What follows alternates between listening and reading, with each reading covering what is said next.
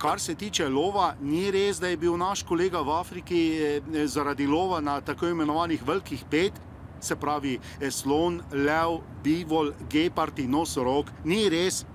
Kolega je lovil velike 4, se pravi malarija, ebola, črne koze in korono. Zaradi časovnih omejitev mu je uspelo ujeti samo zadnjo.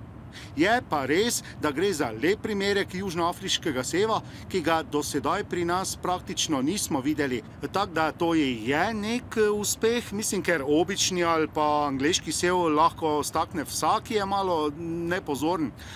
Južnoafriški je pa le nekaj specialnega, ne? Tako da iz videa od kolega smo zdaj obesili v kantini, da se lahko vsi slikajo z ulovom in to je to. Pa samo to bi še rekel, odkar je ta zgodba z Afriko ven prišla, nam stalno piše, pa nas kliče gospod poslanec Grins. Pa bi mu še enkrat razložil po tej poti, da v Afriki ne izvajajo lov na leve, ampak na leve. In pol nima smisla, da hodi. Pa tudi kolega kirurg res ni videl nobenega črnega pantera, ko je bil dol, pa tudi ne pozna nobenega, ko jih uvaža.